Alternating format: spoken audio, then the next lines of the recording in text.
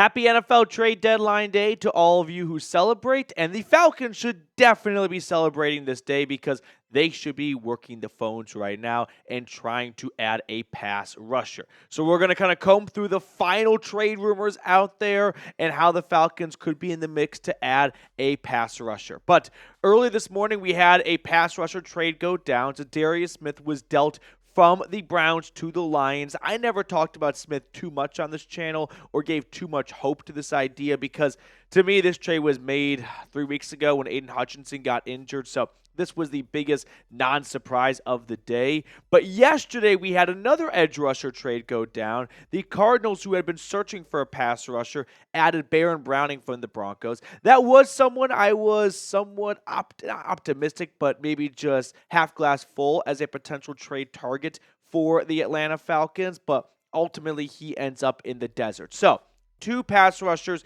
are off the market right now. Darius Smith going to the Lions, Baron Browning going to the Cardinals. I'll just say this.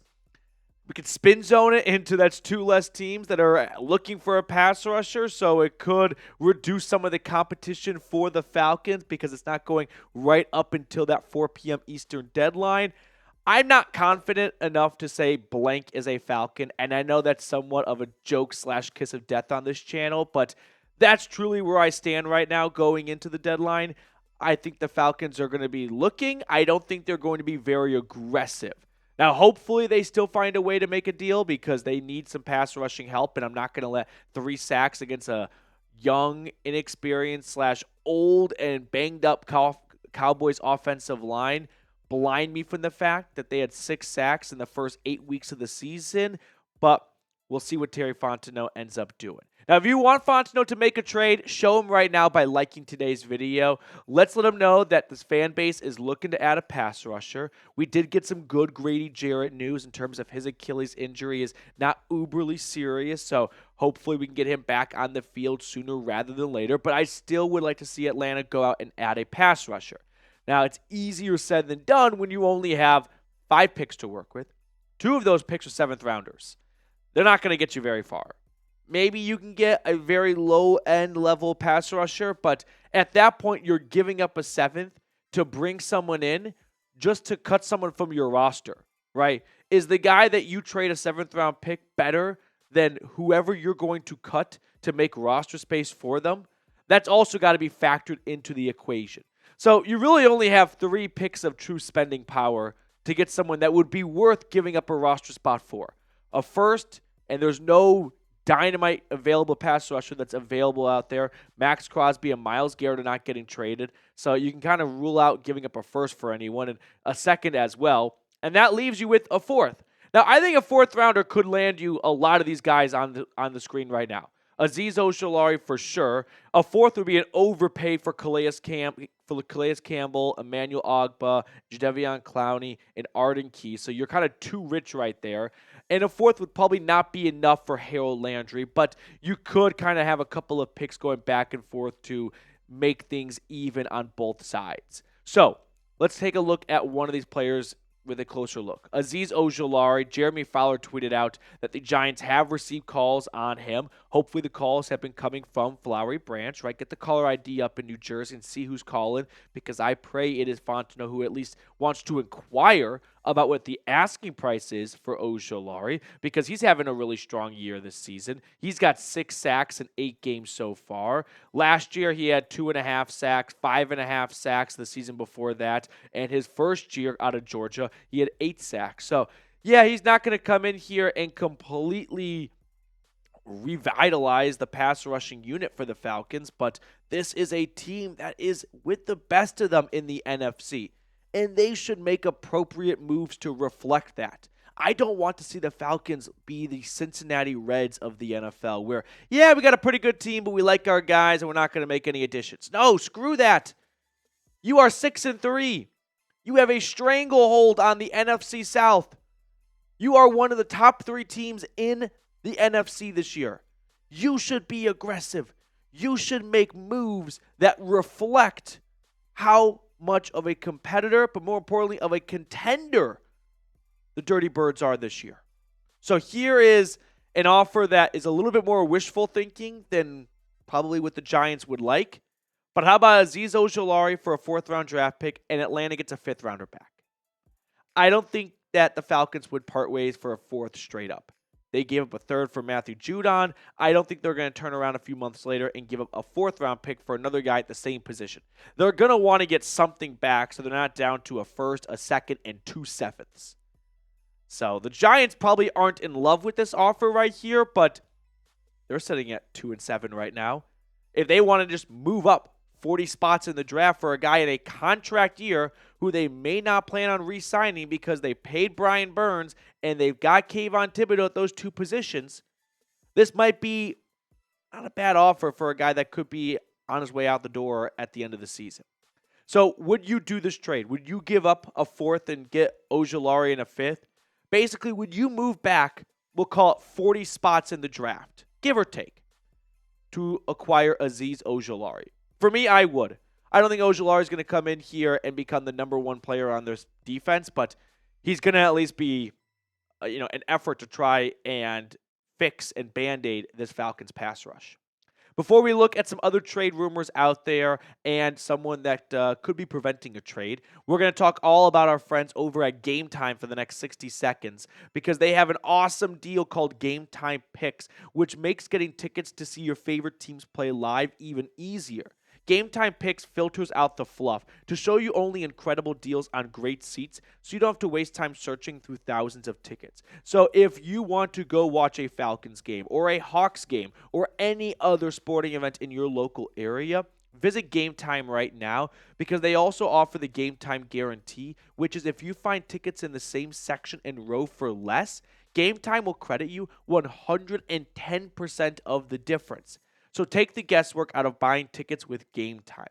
Download the Game Time app, create an account, and use code CHATSPORTS for $20 off your first purchase. Terms apply. Again, create an account and redeem code CHATSPORTS for $20 off. I put all that information in the comments and description of today's video. Download Game Time today. What time is it? Game Time. So let's turn our attention back to the available trade targets at the edge rusher position. Campbell would be an interesting one because the Falcons could have signed him, and I don't know if Fontenot would want to kind of swallow his pride and give up a draft pick he could have had all along, but that would only cost you a 7th. Emmanuel Ogbah is only going to cost you a 7th. Jadeveon Clowney is only going to cost you a 7th. So those are bottom of the barrel trade acquisitions. But again, you got to ask yourself, is there someone on your roster you're willing to cut to make room for one of those 3 players? The answer might be yes, but the answer could be no. That leaves us with 2 Tennessee Titans that are also likely going to be in the midst of a fire sale. One guy that I think has a realistic shot of getting traded, Arden Key. Harold Landry is definitely better, but he's a building block guy in Nashville. I don't think the Titans are going to want to move on from him. Arden Key, though, he was a nice free agent signing of theirs. He's kind of bounced around the league a little bit. He's having a pretty strong year, 4 sacks so far, which would be first on the Falcons, so I don't want to see anyone discriminating for his sack count because that would be number 1 in the ATL.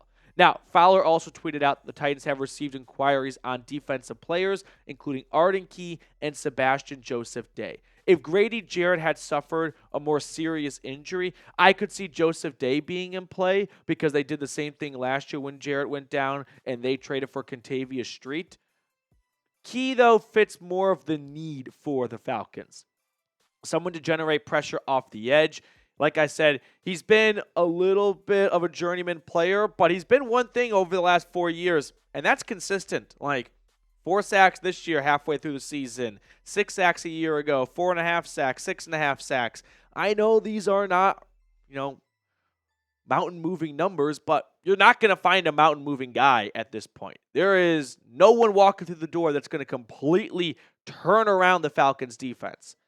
I just need the Falcons' defense to go from 32nd in sacks to like 24th. That's all I'm asking. They can still be bottom 10, but can they not be dead last?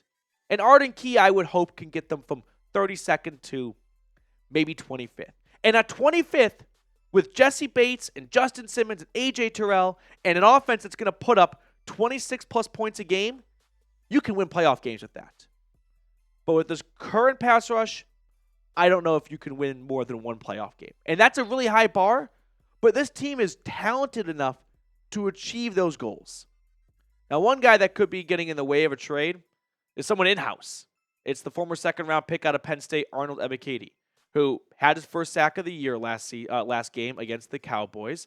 And I wonder if the Falcons are going to look at the last couple of games from Arnold and think, why trade for a pass rusher? We've got something growing at home right now. For one, he played a career-high 54 snaps against Dallas, 70%.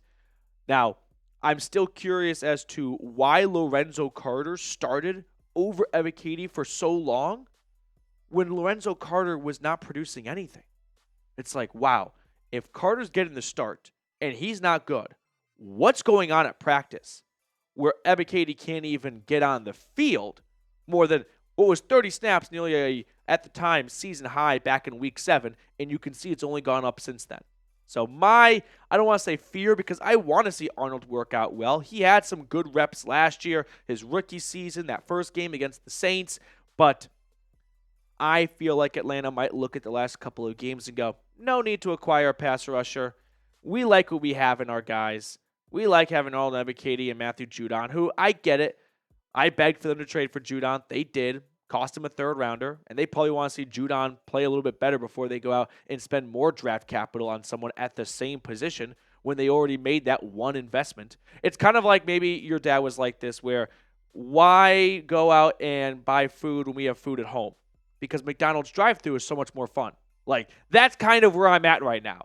I know that there is dinner at home, but can we still hit the drive-thru? Because that's going to be way more delicious than whatever you have. That's probably the best analogy I can give to what the Falcons are doing at this moment. Fontenot, though, is probably going to sell himself on, we got a good play out of some good games out of Ebiketie recently. Judon's going to turn it on. Grady Jarrett's not going to miss too much time. We like what we have, and we're kind of short draft capital to begin with. They gave up a third. They lost their 5th for tampering. What's that? Oh, I thought we got some breaking news mid-video. So that's probably – no, it's okay. That's probably what's going to be a deciding factor if a trade does not happen. Atlanta's willingness to buy in on 17 and 15. Okay, let's just kind of recap a couple of the trades that have happened so far early on NFL trade deadline day. I know it's a big day for obviously the NFL. We had, like I said earlier this morning, we saw Zadarius Smith get dealt from the Browns to the Lions, which, to be honest with you guys, I thought it would cost a little bit more. It's basically just a 5th-round pick. Yeah, 6th and 7th-round pick swap in next year's draft. Just put that to the side. Smith for a 5th. Atlanta does not have a 5th to offer. The Browns would have definitely taken a 4th from the Falcons, but clearly that's a little bit too rich for Atlanta.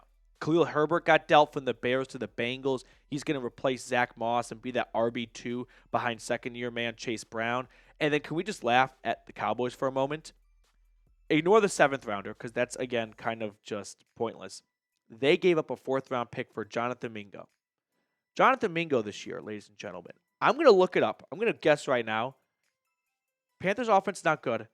Probably has 10 receptions. Let's play whose line is anyway. How many grabs from Mingo this year? Ready? Drum roll, please. You guys are seeing it live with me. He has 12. They gave up a 4th-round pick for a guy who has 12 grabs. 0 career touchdowns. Because Jerry Jones liked him coming out of the draft. I think if you trade with the Cowboys and you take advantage of them like this, you should be charged with elder abuse. If the Cowboys had, well, they have Micah Parsons, but I don't think they're going to trade him. Hopefully they do, but probably not.